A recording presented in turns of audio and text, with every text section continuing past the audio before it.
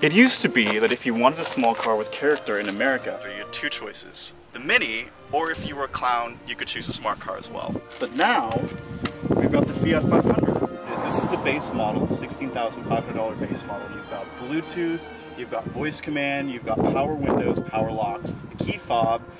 You've also got auxiliary input in the glove compartment, USB input, CD, blah blah blah goes on. It's got everything, cruise control, even the steering wheel mounted audio controls.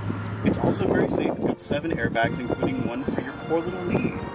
One thing I don't like is that when you're in a small car, the driving position is really important. And while the steering wheel is great, it only adjusts for up and down. It doesn't telescope in and out for you. So if you're a T-Rex, I guess you're gonna have to find a different car.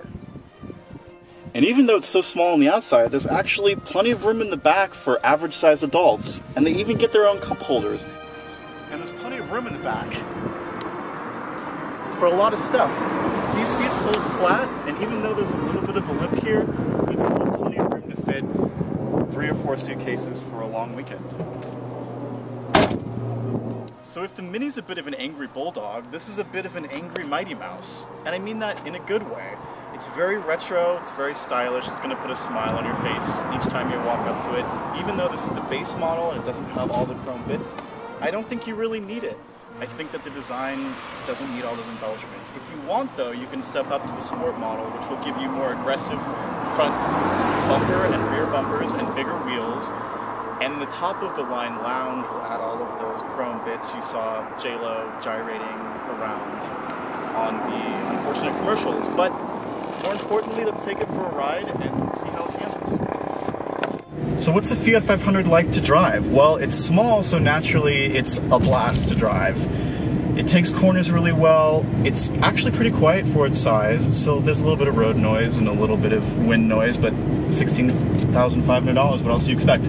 I will say it's not as fun to drive as the Mini. The Mini has more direct steering, but this kind of gives you the best of both worlds, because where the Mini is a little rough and feels like a donkey cart at sometimes, this car always feels pretty smooth. So it might not have the sporting edge, but I think it might have the livability edge.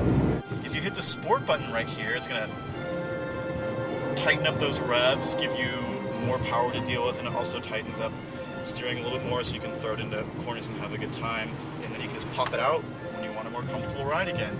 Another great thing about this car is the turning radius.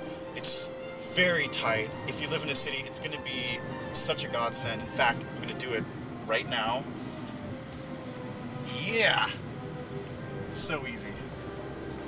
And the best part about it, for anyone living in any city, is it fits anywhere.